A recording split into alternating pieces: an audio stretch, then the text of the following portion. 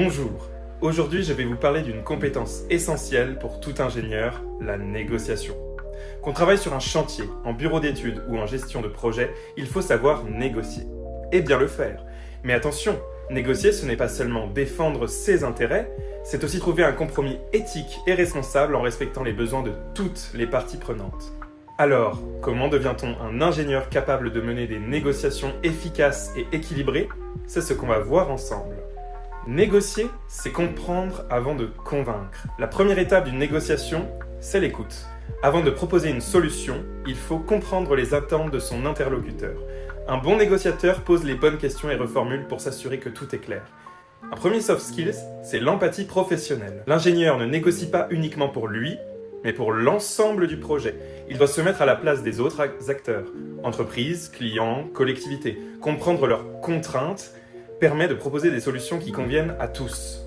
Un exemple concret, lors de la négociation d'un partenariat entre une association de l'ESTP et une entreprise du BTP, il ne s'agissait pas juste d'obtenir un financement, mais aussi d'apporter une vraie valeur ajoutée à l'entreprise. En prenant compte leurs attentes en termes de visibilité, nous avons trouvé un accord gagnant-gagnant.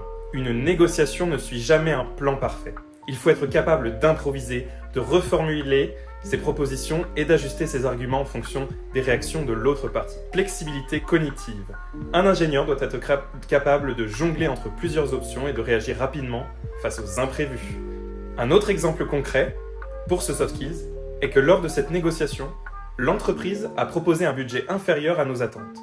Plutôt que de refuser, nous avons proposé une offre plus flexible avec différentes options de partenariat. Cette capacité d'adaptation a permis de conclure un accord. En conclusion, un ingénieur opérationnel, ce n'est pas seulement quelqu'un qui maîtrise la technique, c'est aussi quelqu'un qui sait dialoguer et trouver des compromis. Développer des compétences comme l'empathie et la flexibilité permet d'obtenir de meilleurs résultats dans les négociations, tout en respectant les valeurs éthiques et responsables. Et vous, comment négociez-vous au quotidien? Merci de m'avoir écouté.